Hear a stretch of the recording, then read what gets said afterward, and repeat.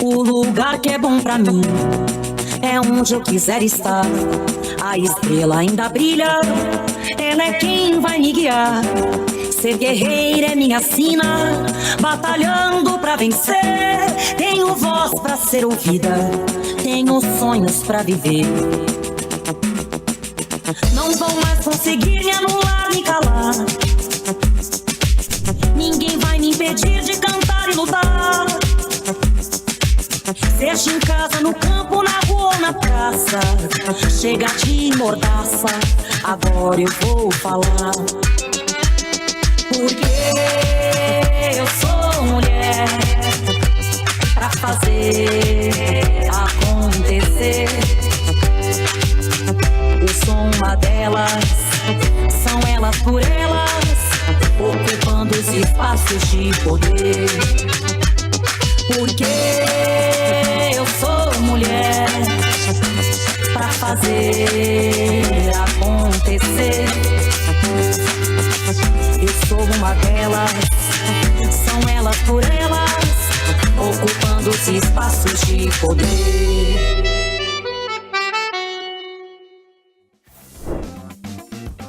Nesta semana falamos sobre o movimento negro em defesa do Brasil. Hoje preparamos um resumo com os pontos mais importantes. Sobre o movimento negro, primeiro eu queria te contar um pouco dessa história, do como esse movimento tem uma natureza que vai muito além daquela que hoje é designada ou mesmo a lente pela qual ela é tratada no universo político. É preciso entender que o movimento negro passou a existir desde que as pessoas foram escravizadas e embarcaram nos primeiros navios para os países para onde foram transportadas. E tem um impacto imenso no Brasil, não só pela quantidade, pela população negra que foi migrada da África, que foi escravizada a partir do continente africano, como também pela relevância, pela interferência no cotidiano político do Brasil. E uma interferência que é precoce, como eu digo, ela vem do porão dos navios.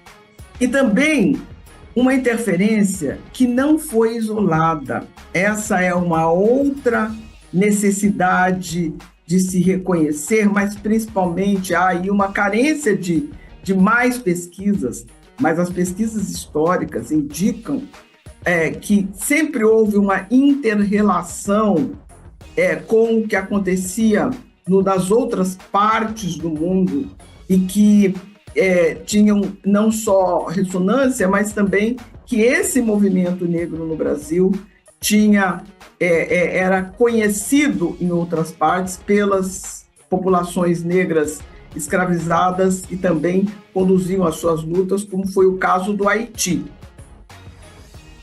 Mas, inicialmente, é relevante que se considere que os movimentos negros no Brasil foram sempre movimentos que tinham por objeto interferir na estrutura social e na estrutura de Estado, muito na estrutura de Estado. Por exemplo, os movimentos abolicionistas, que surgiram muito antes da abolição e que foram movimentos, em vários deles, movimentos anticoloniais, porque já propunham uma nova organização de Estado e propunham um Estado que não fosse um Estado simplesmente submetido aos colonizadores, porque eles eram movimentos anticoloniais, eles eram movimentos anticolonialistas e eles eram movimentos anticoloniais no sentido contemporâneo da definição do termo, não é? Como aqueles que se opõem aos conceitos, à forma de mundo a hierarquia humana que os movimentos tanto que os movimentos que de colonização, né, os impérios, os colonizadores em geral e os neocolonizadores. Então, esses movimentos negros sempre se colocaram no confronto com essa estrutura colonial de hierarquização do poder, de controle do conjunto social por meio de grupos únicos políticos definidos a partir da sua origem étnica e definitivamente patriarcais. Então, essa revisão histórica, ou essa releitura da história, ou essa aproximação com a história mais real dos movimentos negros é necessária no Brasil para que se entenda, inclusive, que o movimento negro nunca foi um processo individual, mas ele sempre foi processo coletivo. Exemplo é o Quilombo de Palmares, não é? O Gangazumba, Zumbi, não foram as únicas lideranças, e nem o fato dessas lideranças terem sido derrotadas, seja por lutas internas, seja pelo Estado, né? Pensar que Zumbi dos Palmares, por exemplo, teve uma grande luta, que foi uma luta contra vários impérios, o Império Português, mesmo o controle e a hegemonia holandesa no momento em que ela existiu naquela região, na região norte e nordeste do país, não é? Que foram os estados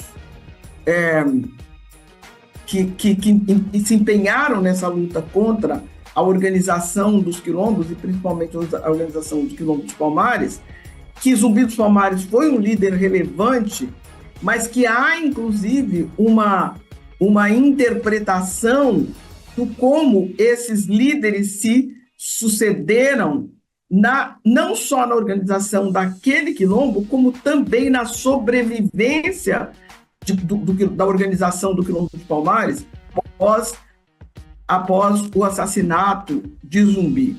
Então, uma das características importantes do movimento negro social no Brasil é que as suas lideranças foram sempre lideranças coletivas, que houve sempre conjuntos de grupos, conjuntos e grupos sociais que, de forma articulada, faziam a sua oposição ao Estado. Esse empreendedorismo, portanto, que eu faço, eu tenho uma leitura de que seja um empreendedorismo social, porque eu busco resolver algumas questões básicas, teóricas, a partir das práticas, em relação à temática das relações étnico-raciais.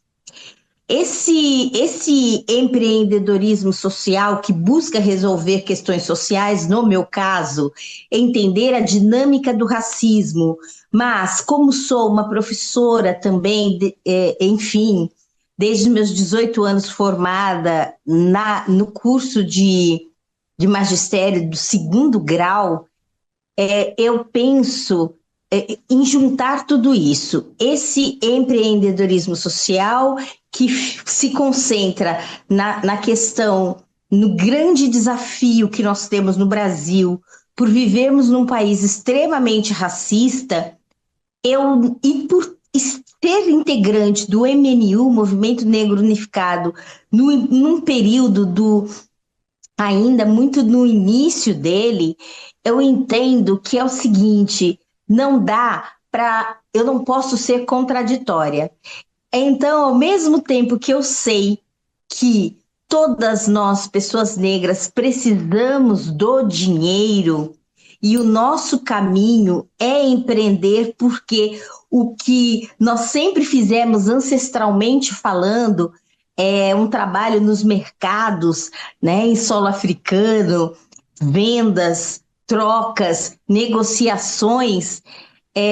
Isso faz parte da gente, mas no nosso país parece que não, e a gente acaba achando que quando a gente olha para a questão monetária, financeira do dinheiro, que nós estamos sendo egoístas, olho grande, enfim, a nossa relação com o dinheiro acaba sendo uma relação que dificulta energeticamente, porque dinheiro é energia, e dificulta essa chegada do dinheiro por conta dessas crenças extremamente limitantes que a gente tem em relação com o dinheiro, e nós, pessoas negras, não somos diferentes.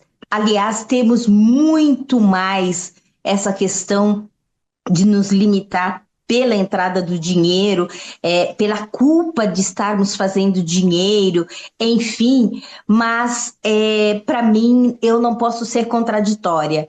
Então, nesse sentido, o empreendedorismo social é o caminho para tentar resolver questões da educação das relações étnico-raciais no Brasil. De que forma eu tenho feito isso? Enquanto professora, que até 2019 eu fiquei 38 anos em sala de aula, terminei como professora na Universidade Federal do Espírito Santo, e sempre lidando com educação infantil, berçário, enfim, a educação é um mote para mim fundamental para que esse empreendedorismo social, olhando as questões raciais, aconteçam. E eu desenvolvo isso a partir da arte e da cultura. Cultura negra em todos os espaços, de todas as formas. Eu sou capoeirista, eu sou considerada uma mestra da cultura popular na área da dança dos orixás. Então, essas manifestações culturais, né, as danças negro-brasileiras, enfim, elas sempre fizeram e fazem parte do processo educativo que eu desenvolvo, seja em sala de aula, na educação formal, seja na educação não formal ou na educação informal, né, que acontece em espaços de ONGs, instituições ou mesmo na rua. Então, nesse sentido, pensar que é possível, sim, ganhar dinheiro com consciência social é algo que, para mim, com arte, cultura, enfim, é algo fundamental. E tentando quebrar com o racismo do Brasil. Porque eu entendo, se ninguém nasce odiando, então a gente pode desaprender a odiar.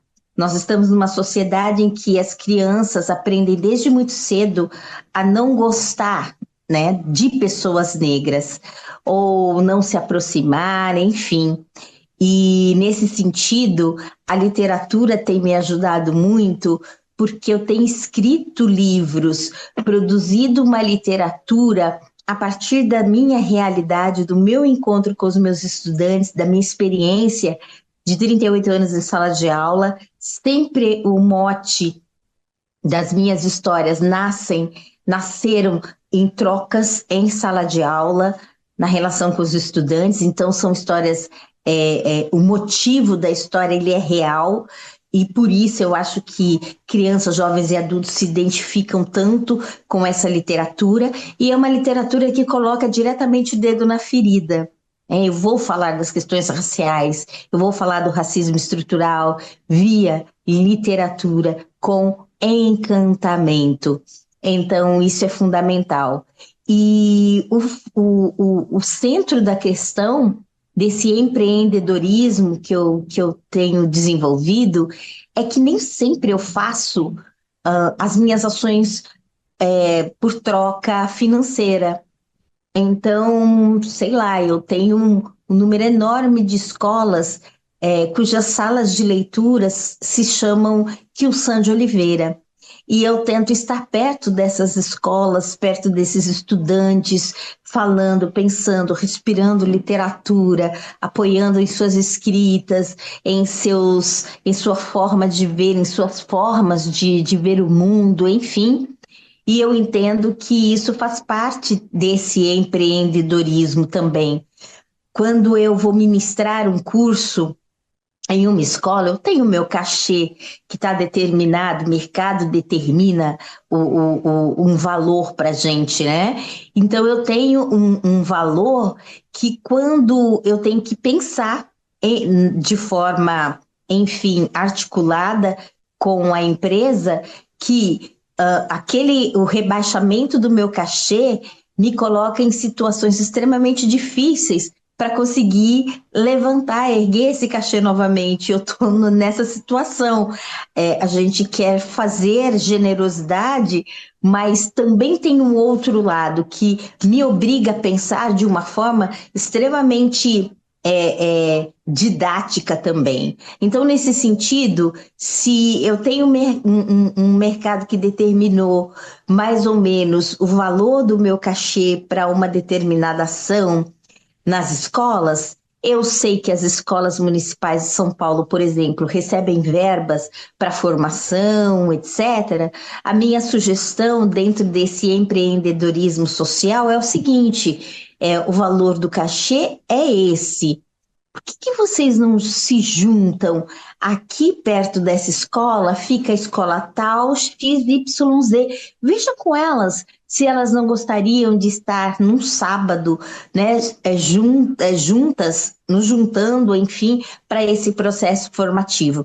E tem sido um caminho, há 2 anos, extremamente profícuo e bom para todo mundo, porque o cachê acaba sendo dividido, acaba ficando um valor extremamente irrisório para cada unidade, tendo em vista outras contratações que eu sei que elas fazem, enfim, e tudo acaba sendo facilitado e conseguem ter acesso a uma formação dentro da temática que eu trabalho, que é educação antirracista, enfim, que eu desenvolvo desde 1992 com o ex-prefeito Celso Daniel, aqui em Santo André, que me convidou para a primeira formação para as professoras da rede municipal de Santo André, que fui também professora aqui dessa rede, a partir de 90, que foi o primeiro concurso público que houve no município e foi sobre a égide do Celso Daniel.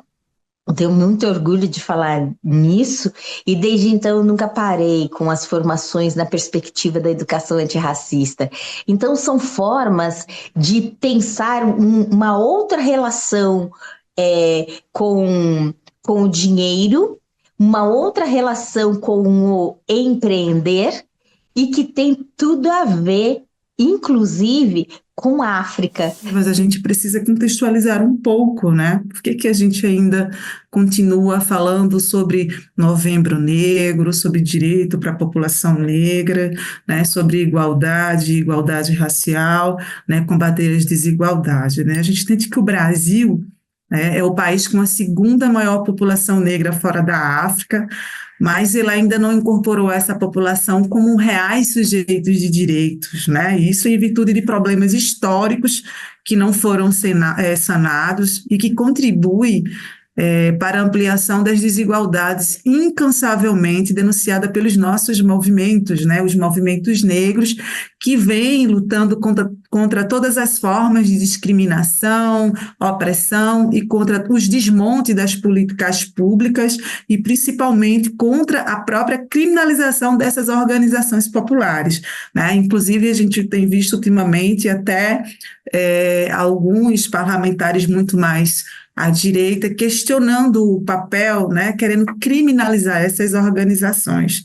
Mas foram justamente as estratégias de sobrevivência organizadas por esses movimentos, né, que, entre outros, eles contribuíram para que um povo que foi marcado para morrer conseguisse sobreviver, né, por meio de ações de aquilombamento, pressão aos órgãos estatais para a formulação e implementação de políticas públicas, né, políticas essas que garantissem direitos constitucionais, No entanto, tem os desafios, né? Porque as nossas diferenças raciais, sociais e regionais, ela tem sido fatores decisivos ainda na nossa estratificação social, muito presente, inclusive na nossa sociedade, herança de uma abolição infelizmente inacabada, né?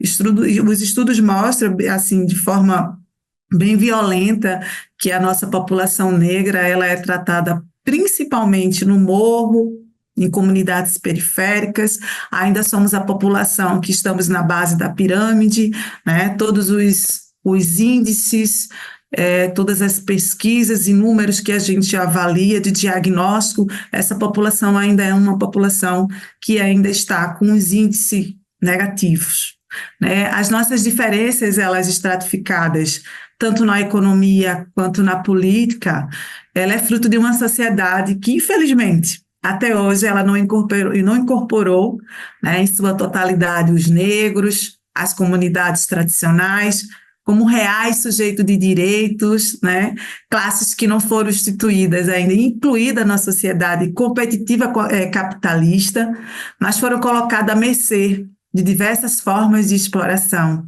E isso vai assegurando uma continuidade de novos modelos de escravidão, né? Ainda que as pessoas elas não sejam mais separadas pela cor da pele, desde o berço, para serem senhores ou escravos, elas são separadas pelos processos invisíveis semelhantes, né?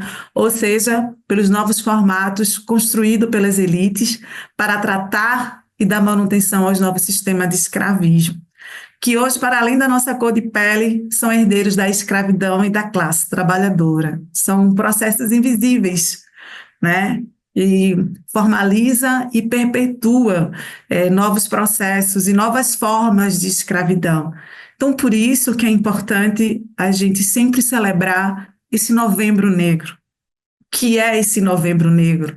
Né? O Novembro Negro é um movimento que visa promover conscientização, combater o racismo, a discriminação racial no Brasil.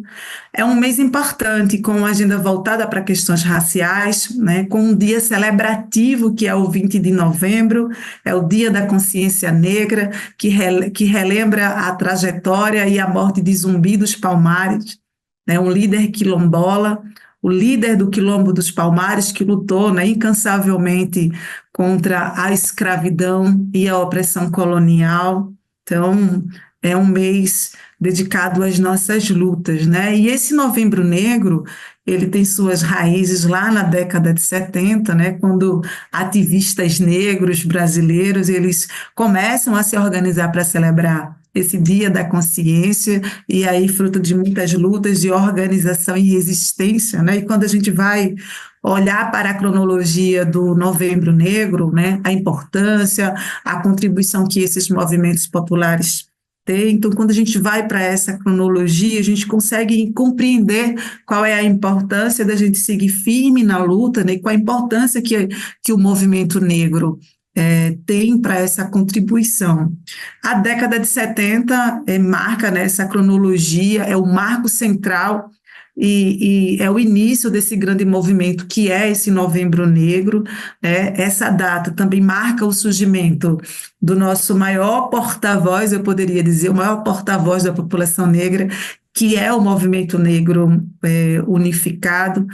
E passando da década de 70 para a década de 80, a gente consegue identificar muitos movimentos e ações que já se consolidam, né, que são norteadoras como projetos e ações que visam implementar as políticas de ações afirmativas nesse país, né? Essa década de 80 é esse marco inicial, e aí olhando para essa cronologia aqui, né, já em 83, com a Lei 1332 de Abdias do Nascimento, né, sobre os direitos das pessoas negras no Brasil, né, ele apresentou no início da década de 80, essa proposição legislativa, e ela visa a presença de pelo menos 20% de homens negros e de 20% de mulheres negras em órgãos públicos. Veja, né, de onde a gente vem. E hoje a gente está debatendo lei de cotas novamente, né? Aí, também na nossa cronologia, a Lei da Igualdade Racial, né, que ela foi promulgada durante o governo do presidente Lula, com a Lei 12.288, que institui o Estatuto da Igualdade Racial, também a Lei de 7.716, que define os crimes, né, resultantes de preconceito, do esquisito raça ou de cor. Um fato importante também nessa cronologia é a questão da injúria racial, né, que diferente do racismo, ela determina que crime contra a coletividade e não contra uma pessoa ou grupo específico, a injúria racial é quando ela se ofende diretamente a uma vítima, né, isso está lá especificado no nosso Código Penal, né, no artigo 140. Então, a função é garantir a população negra, a efetividade da igualdade de oportunidade e a defesa dos direitos étnicos, raciais, coletivos, difusos e o combate à discriminação e as demais formas de intolerância étnica, né? Eu acho que um outro marco importante nessa cronologia da história, né, e dos avanços da população negra é a nossa Constituição, a nossa Constituição de 1988, né, a Constituição da República Federativa do Brasil, que é um marco normativo, né, fundamental, que estabelece direito para a população negra.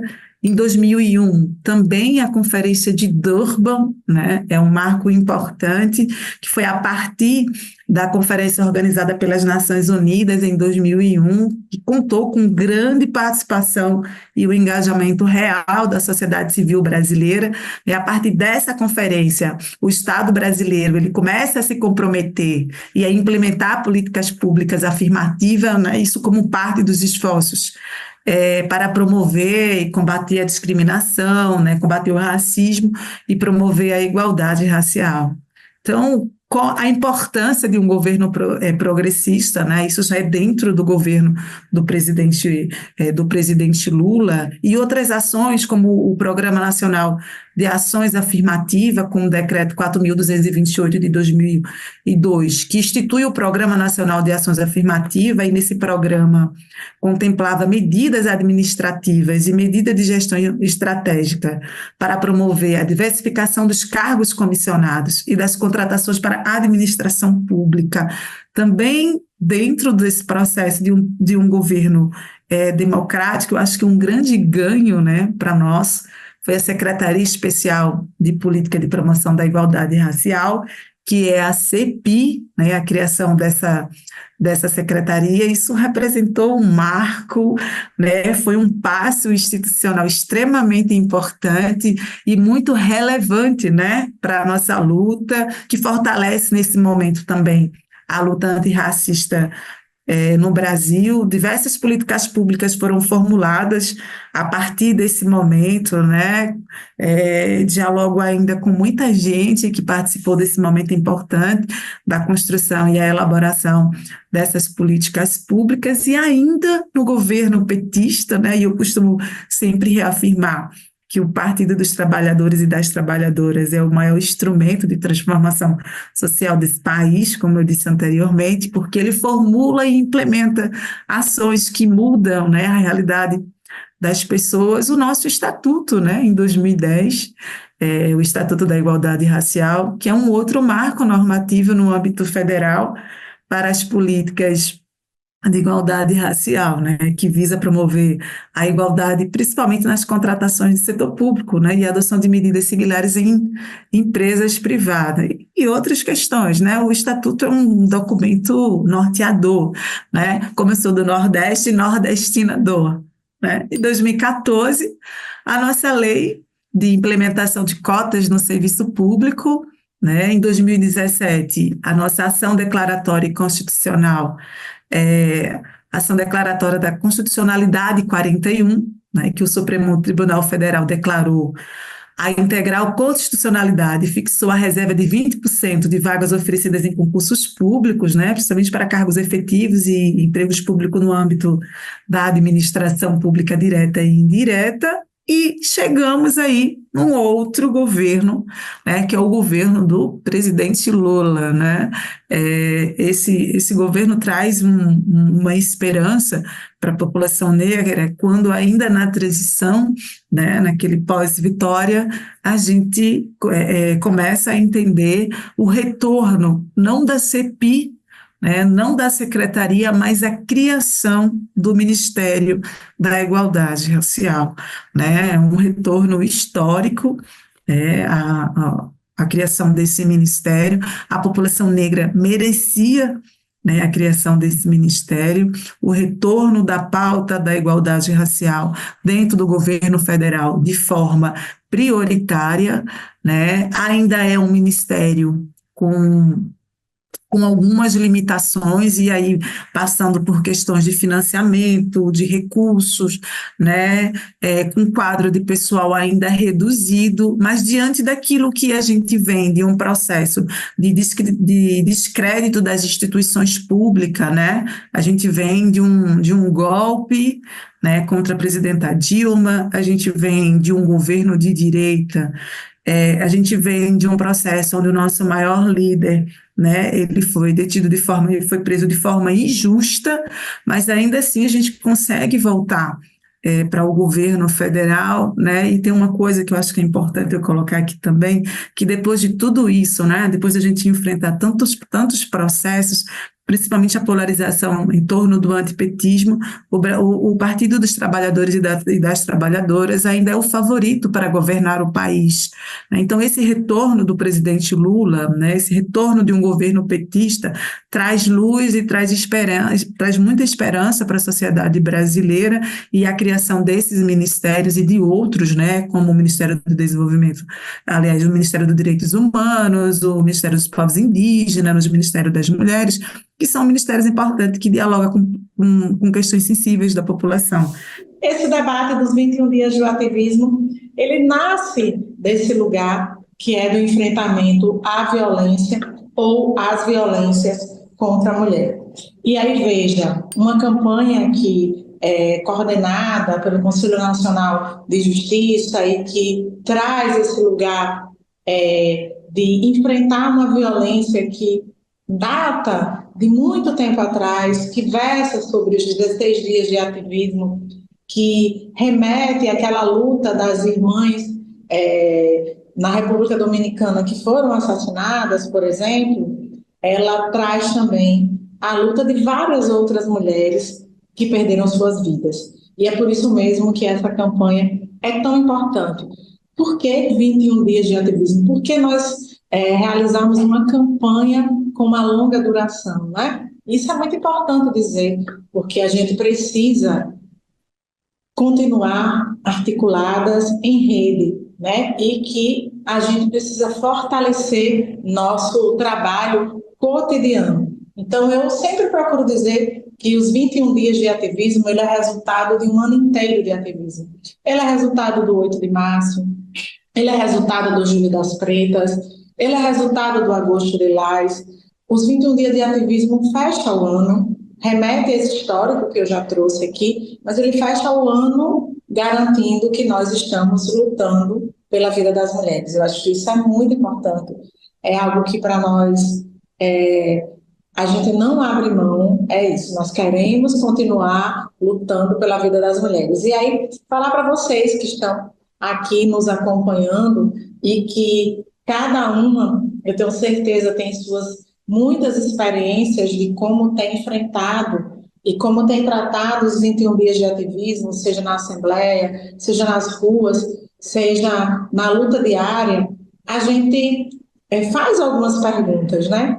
Como nós vamos nos preparar para que os 21 dias de ativismo nas cidades e nos estados permaneçam e que seja uma marca não de uma campanha pontual ou isolada, ou mesmo uma campanha que tem dado certo e que já é referência, mas que ela seja uma campanha de continuidade, uma campanha que seja acolhida, né? Não só pelos movimentos, mas também pelo poder público, pelos parceiros em geral. e aí a gente, todos os vivas, né, ao CNJ, todos os vivas ao movimento feminista que lutou a vida inteira para garantir que a gente fosse ampliando os dias de ativismo, mas é preciso que a gente traga para os estados esse lugar.